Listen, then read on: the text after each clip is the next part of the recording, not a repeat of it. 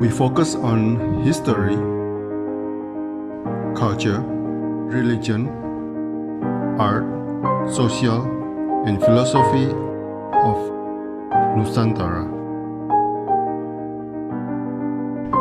Here, in the presence of Nusantara, we were made to be forgotten about the goodness of ourselves. Because negativity seems to be more interesting for us. Now, I'm Sutoyo Raharto and friends assist you to remind you, to awaken you that we still can find the gems of Nusantara. They are the great sights of Nusantara.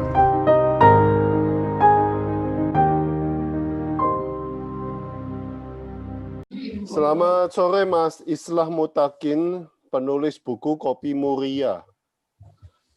Ya, selamat sore Pak Sutoyo Raharto dari Surabaya.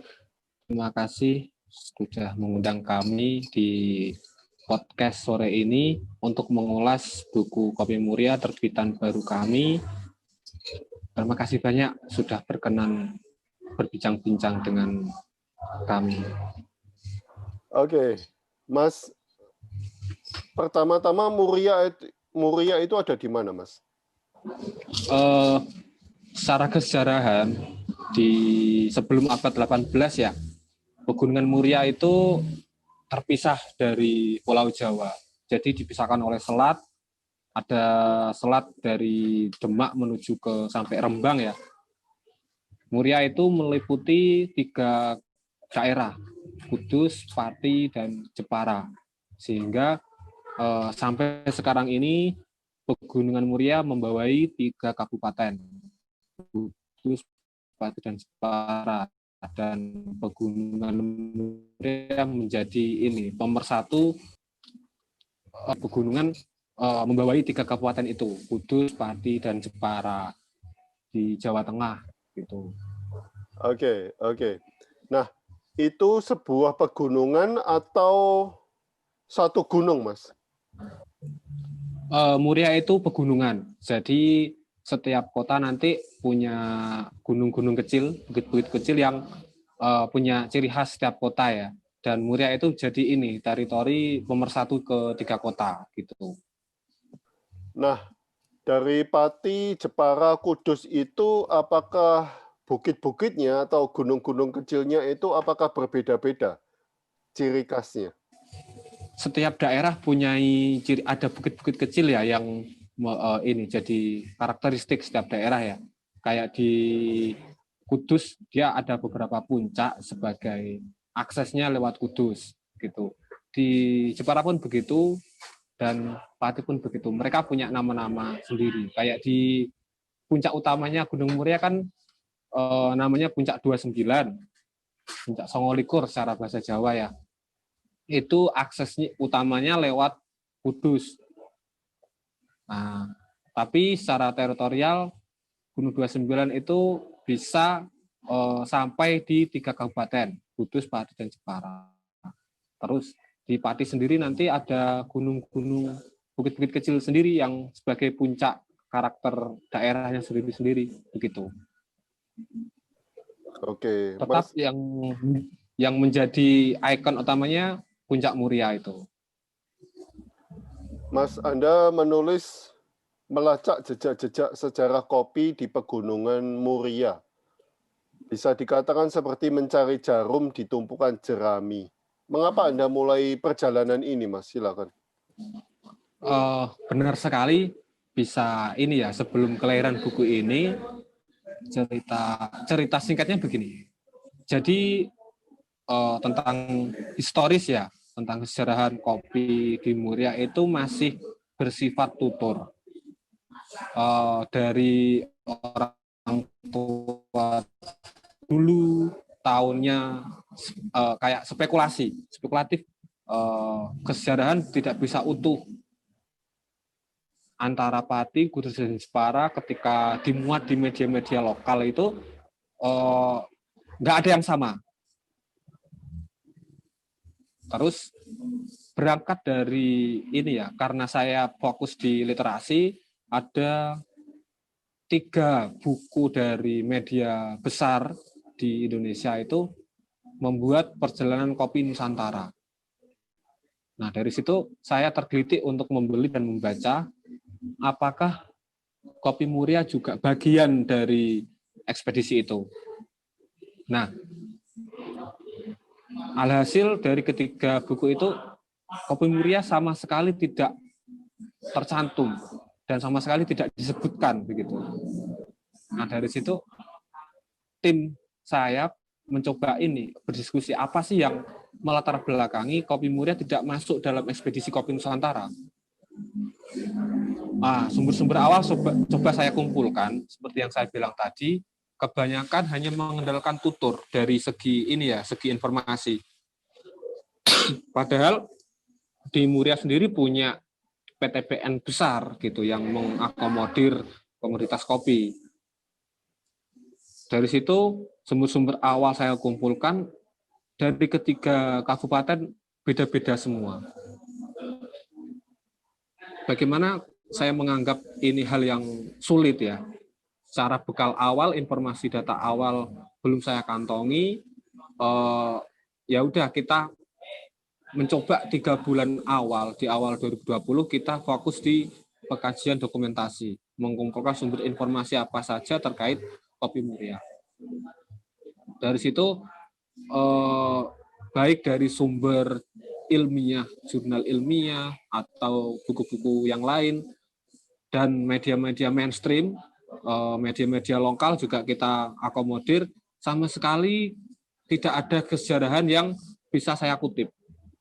Sebagai contoh, beberapa media yang memuat bahwa Kopi Muria ditanam mulai 1825. Di situ tidak menyantumkan sumber, ini sumbernya dari mana? Padahal ketika ditarik kesejarahan bangsa kita ya, 1825 itu sebuah peristiwa besar, ditandai dengan sampai 1830 yang nantinya akan terjadi Culture Stelsel.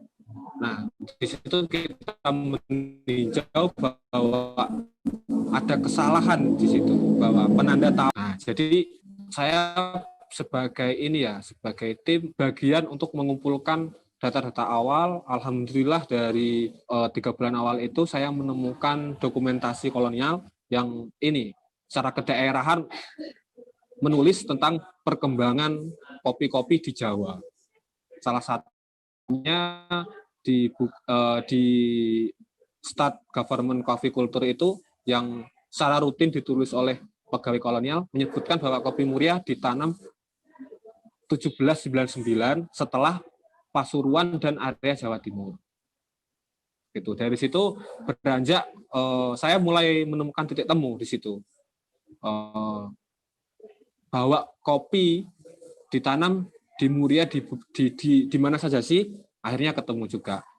3 ada di Jepara, 1 ada di Kudus, 1 ada di Pati, dan 1 ada di Juwana. Nah, yang Pati sekarang yang konteks hari ini itu sudah jadi 1 kabupaten di Pati. Jadi 2 di Pati, 1 di Kudus, 3 di Jepara. Nah, mulai dari situ baru cerita tutur dari masyarakat bisa dibuat konteks gitu. Masyarakat sebelumnya tidak mengenal tahun atau peristiwa penting ya, tapi masyarakat lokal menyebutnya bahwa dulu ada yang namanya kopi Jawa. Itu merujuk pada sebutan yang diberikan oleh kolonial dan orang-orang Eropa. Yang istilah ini ya, yang paling of Java itu kan sebutan Arabica. Kita juga punya istilah itu, tapi menyebutnya kopi Jawa. Itu kan setelah kopi Jawa ada yang namanya kopi Liberica. Karena kopi Arabica kena penyakit karat daun, di tahun 1888-89 itu kan ada penanaman baru ya untuk mengisi dari kebun-kebun Arabica yang rusak. Nah, kopi Liberica kalau di kita di masyarakat lokal itu menyebutnya kopi nongko. Karena dari segi aroma, dari segi pohon hampir menyerupai. Dari daun itu kan hampir menyerupai. Makanya masyarakat lokal menyebutnya kopi nongko. Dan yang terakhir itu kopi biasa. Kopi biasa itu merujuk pada kopi robusta. Yang saat ini jadi jenis kopi yang paling banyak di Pegunungan Muria. Gitu. Jadi konteks kesejarahan dokumen kolonial yang saya temukan akhirnya terjawab dengan cerita masyarakat bahwa dulu ada 3 jenis kopi. Kopi Jawa, ada kopi nongko, dan kopi robusta. Gitu. Jadi setidaknya dengan buku ini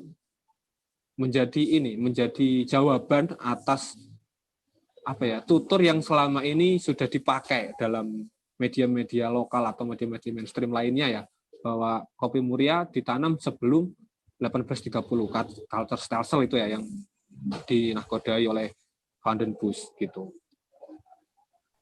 Mas, apakah Anda sudah menemukan narasumber yang memuaskan, Mas, dalam mencari beberapa bulan itu? Kalau narasumber untuk kesejarahan secara komprehensif belum. Saya belum mendapatkan itu ya, karena ya usianya kan pasti sudah lansia, otomatis daya ingat, terus pengucapan, ada kendala pendengaran itu saya temukan di lapangan. Cuman saya bersyukur masih dipertemukan oleh narasumber yang bagi saya ini ya apa yang diceritakan orang-orang tanya dulu itu bisa menjadi tambahan data bagi saya, seperti penanda-penanda tentang jawatan kehutanan, tentang praktik-praktik bagi hasil di era kolonial, sampai pada kelahiran Ratu Wilhelmina yang sangat diagungkan begitu. Itu cerita-cerita itu saya cross check di bukunya Rick Cleve dan beberapa karya-karya yang lain, memang sama begitu. Rentetan sejarahnya sama. Berarti selama ini Anda mengambil dokumen-dokumen dari Belanda, Mas? Untuk kesejarahan tetap saya memakai kesejarahan Belanda. Naskah-naskah kolonial itu yang menjadi yang bisa dipertanggungjawabkan. Nah, lalu untuk yang dari sumber lokal Anda mendapatkan petani-petani yang tua berarti ya? Untuk sumber yang lokal itu Anda mendapatkan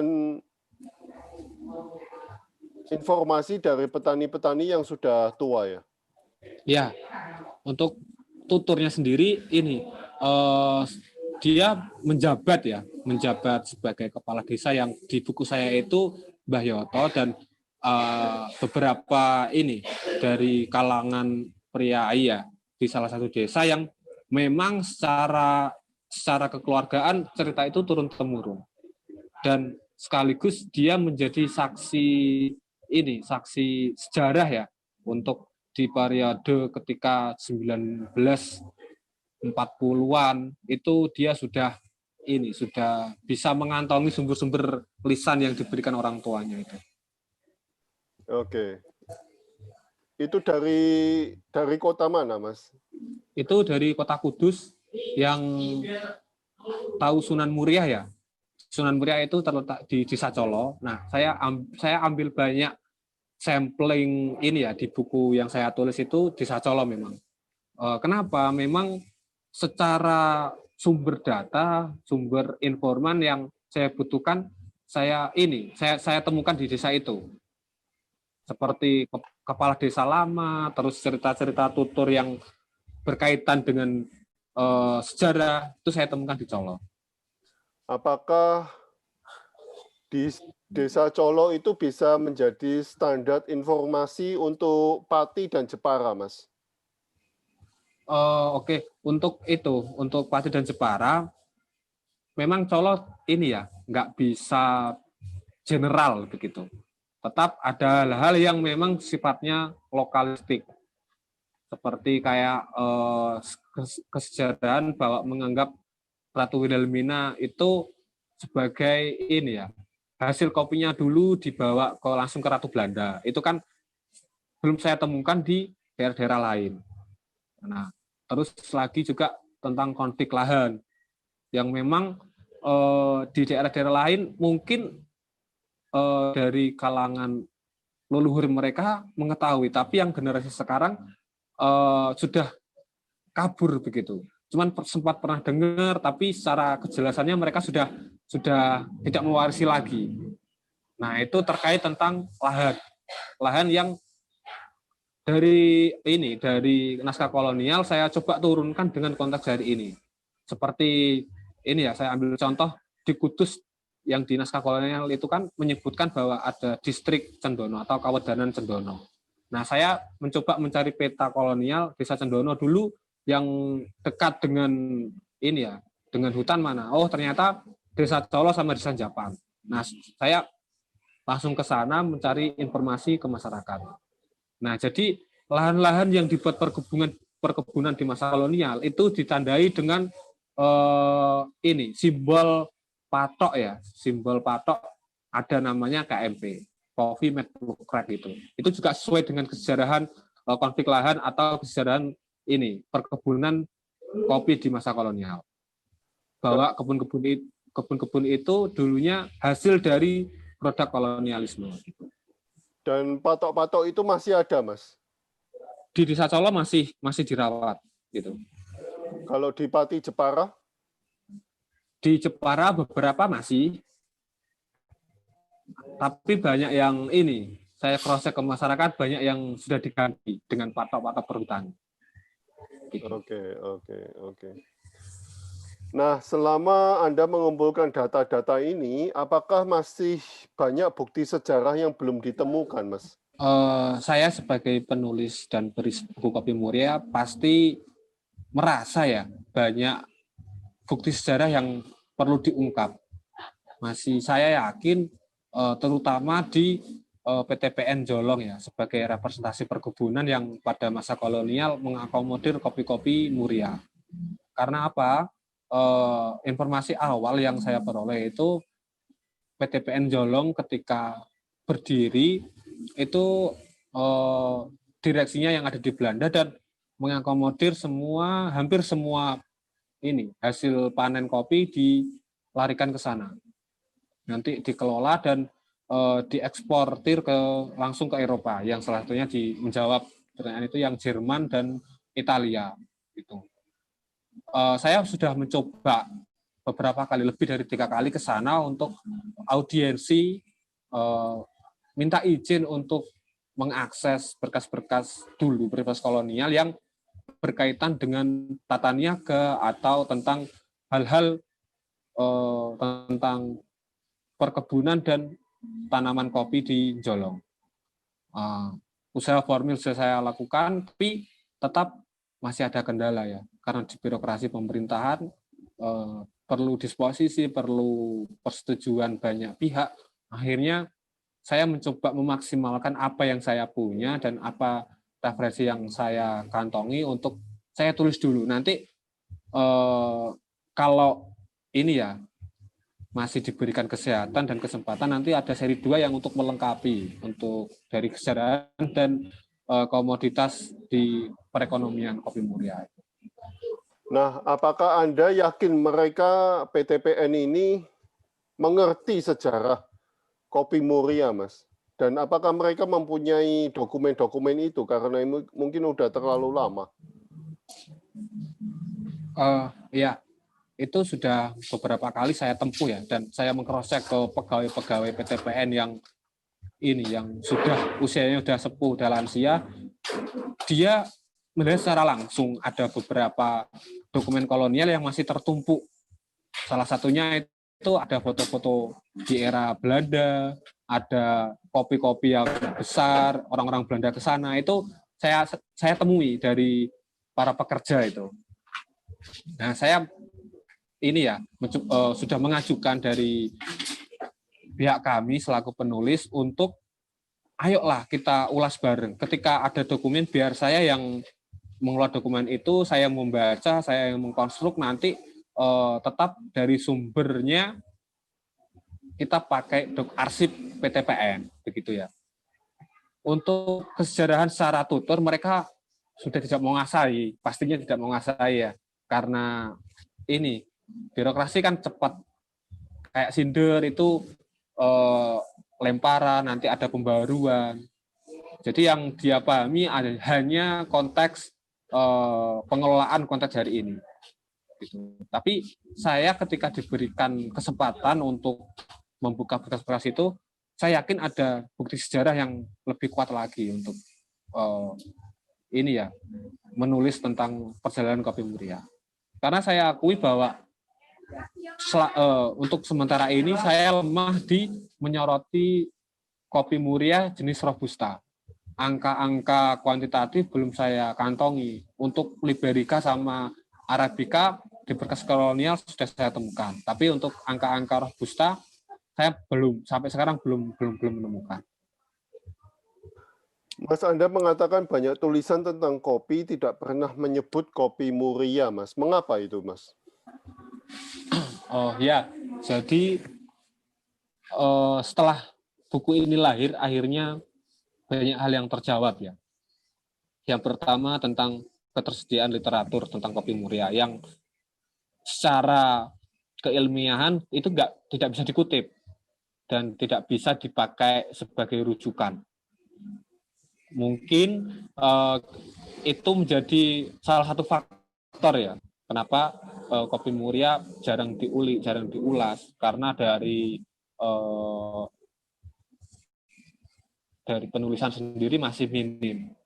Itu yang pertama. Terus yang kedua tentang nama Kopi Muria itu terbenam, di Muria sendiri itu terbenam oleh komoditas yang lain.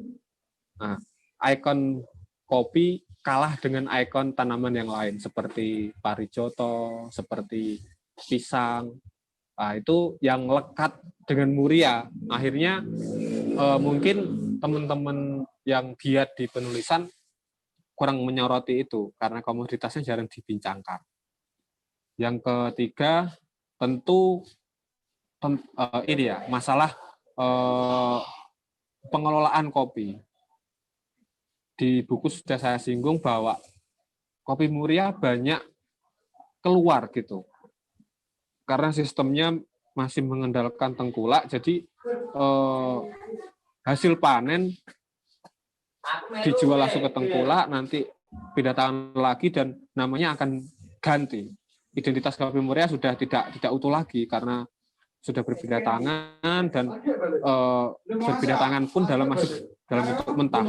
Kita menyebutnya cherry ya, hasil dari panen langsung dibeli tengkulak, identitasnya sudah berubah. Begitu. Makanya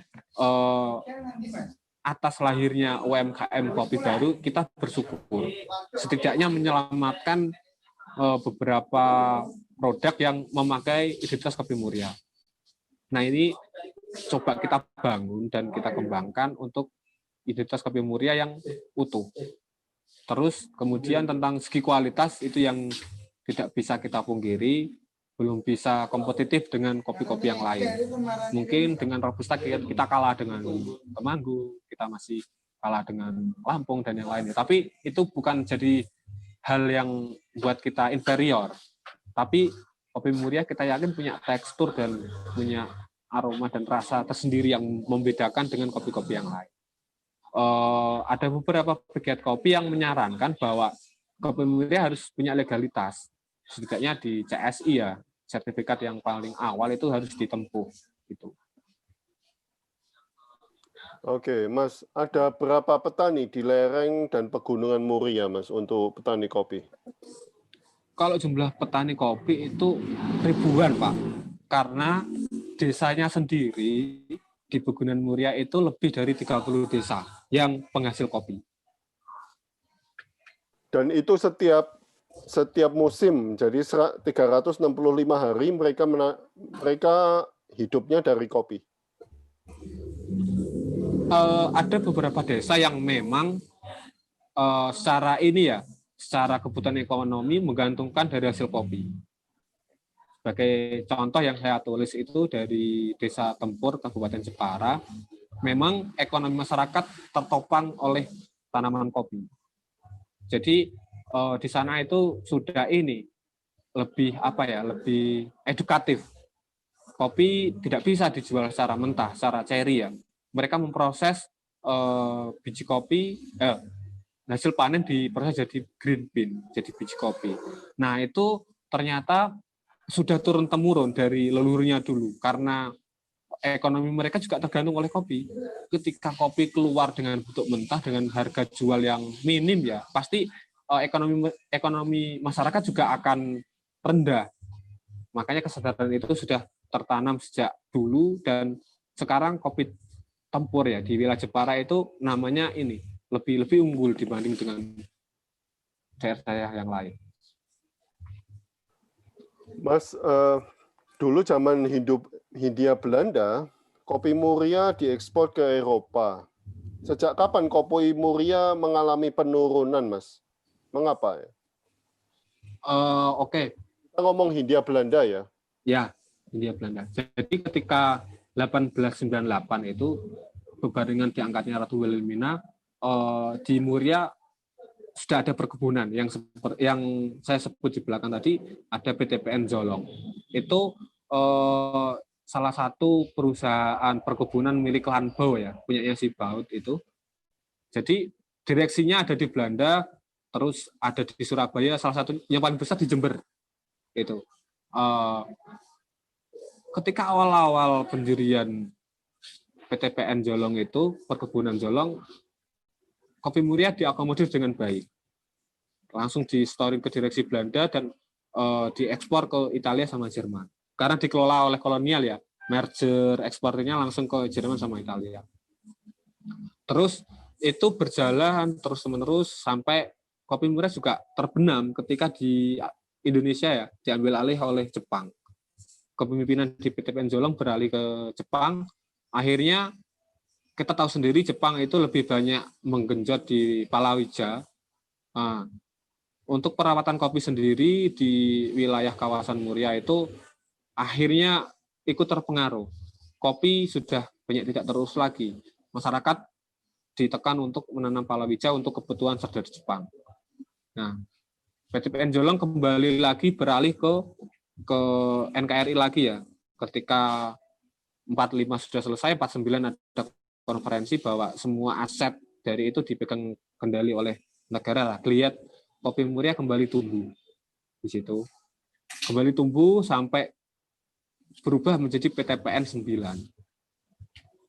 Itu berjalan sampai tahun 2002. Data yang saya kantongi itu sampai 2002 bahwa kopi Muria 2 terbesar setelah kopi asinan Semarang. Nah, setelah 2002 kopi Muria mulai turun. Ini ya, pamornya udah mulai turun karena banyak tanaman yang tidak dirawat dengan baik.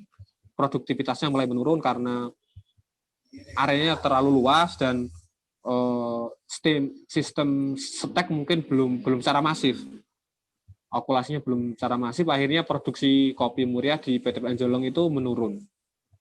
Lebih jelasnya lagi ketika tahun 2011 itu PTPN Jolong sudah beralih komoditas. Yang awalnya kopi sekarang dirubah menjadi edukasi wisata, ekowisata. Tanamannya diganti buah naga, ada tanaman jeruk dan ada tanaman yang lain. Sampai sekarang produksinya pun menurun drastis. Gitu. Mas, tahun 1967 Anda ada yang merintis kopi Muria lagi. Dijual kemana itu, Mas? Oke, yang 67 itu saya temukan di Colo ya. Saya ketemu langsung dengan si pembuat, namanya Pak Bambang Sugiono, itu salah satu keluarga priai di Desa Colo.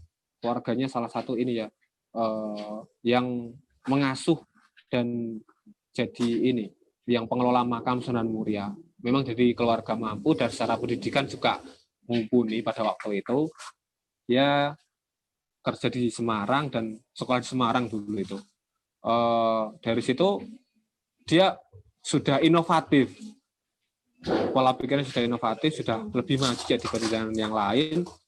Kemudian karena insiden 65 dia harus pulang, karena pulang nggak ada kerjaan, tapi dia memandang bahwa kita tuh punya kekayaan alam yang bisa dimanfaatkan.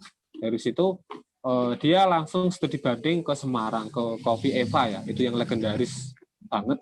Kalau di sini sudah terkenal Coffee House Eva itu. Dari situ dia terinspirasi untuk membuat produk kopi kemasan.